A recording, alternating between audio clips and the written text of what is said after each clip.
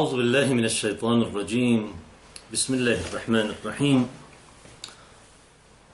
والصلاة والسلام على سيدنا Muhammad وآله الطيبين الطاهرين. En el nombre de Dios, el compasivo, el misericordioso, que las bendiciones de Dios sean con el profeta del Islam Muhammad y los inmaculados de su descendencia.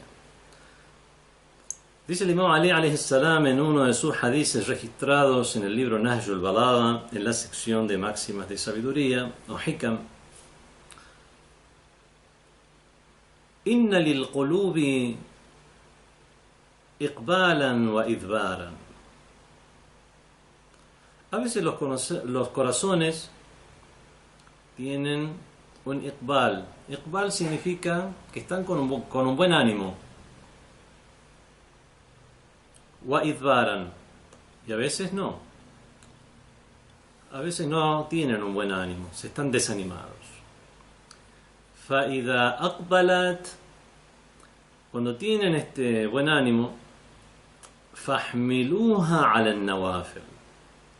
Ahí sí pueden imponerle, pueden cargarlos con nawafil, o sea, con acciones devocionales meritorias. Wa idha adbarat, y cuando estén desanimados, faqtasiru biha ala al-fara'id, restringidos únicamente a los preceptos, a lo que es obligatorio. Vemos que el Imam Ali alayhi salam reconoce, dice, nos enseña o nos hace tener en cuenta que el corazón humano o los estados de ánimo son diferentes, son diversos por diferentes causas. A lo mejor son situaciones, crisis que uno está viviendo, o al contrario, estados de alegría por algún suceso, o incluso pueden ser estados de ánimo, desánimo, altibajos que se dan usualmente en la vida de las personas a causa de la circunstancia en la que se encuentran. Aquí obviamente se está refiriendo al ánimo para realizar adoración, y el desánimo en el sentido de no tener realmente muchas ganas de realizar los actos de adoración y los preceptos de la religión. Y nos dice el Imam Ali que aprovechemos esos estados en los que hay un buen ánimo, y cuando no haya ánimo nos restringamos solamente a lo que es obligatorio. Entonces debemos, para aprovecharnos, para sacar ventajas, todos estos preceptos que están en la religión no son simplemente caprichos del Todopoderoso para ver si le obedecemos o no, sino que realmente tienen un beneficio todas estas actividades, tanto en lo social, individual, y por supuesto en lo espiritual, para que nos hagan estas acciones trascender como personas. Tratemos entonces de motivarnos para tener ese ánimo, ese buen ánimo. ¿Y cómo hacemos eso? Primero, es importante conocer la importancia, valga la redundancia, de el tiempo y el lugar. Los tiempos son importantes. Es muy recomendable dedicarse a las oraciones meritorias, o a la lectura del Corán, o a leer súplicas, por ejemplo, en el último tercio de la noche, el Sahar, antes de que se produzca el Fajr o la aurora. También después del rezo del Fajr, el rezo de la madrugada, el rezo de la aurora, hasta antes que salga el sol. Es muy recomendable la lectura del Corán, las súplicas. Muy desaconsejable dormir O por ejemplo, cuando el sol ha pasado el cenit, también es un momento para hacer súplicas. Los momentos son importantes. También hay lugares importantes. En la mezquita, rezar en una mezquita es mucho mejor que hacerlo en casa, tiene mucha más recompensa. Hacerlo en comunidad es mejor que hacerlo de manera individual. Imaginemos el caso de una persona que es musulmán, pero vive en Occidente, y trabaja en unas oficinas donde todos los demás no son musulmanes. Y llega el momento del rezo.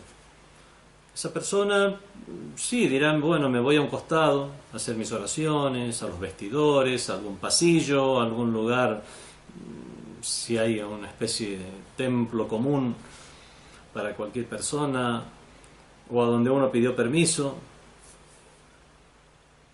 Imaginemos el rezo que hace esa persona con el rezo que hará un creyente que esté en la mezquita del profeta en Medina, por ejemplo, donde tiene a su alrededor musulmanes de todo el mundo que han venido precisamente a realizar actos devocionales, a sentirse bien espiritualmente en la mezquita. Algunos están leyendo el Corán, otros están rezando, otros están suplicando, otros son grupos que se están conociendo entre ellos, con la hermosa vista y panorama de los minaretes, las cúpulas, los diferentes ornamentos que se encuentran en la mezquita, todo eso que ayudan a crear el ambiente espiritual para el cual uno ha realizado ese viaje de peregrinación. Uno está en viaje de peregrinación donde no tiene las preocupaciones del trabajo, preocupaciones familiares, etc. ¿Qué diferencia hay entre el rezo de esta persona en la mezquita del profeta en Medina y aquella persona que está rezando en los vestidores de su lugar de trabajo en un país no musulmán rodeado de no musulmanes?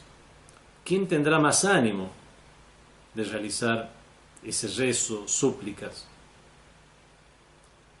Bueno, estos son ejemplos extremos. Vemos entonces que debemos crear para nosotros un ambiente propio. En nuestra casa, disponer un lugar en nuestra casa que sea un lugar de rezo. Debemos también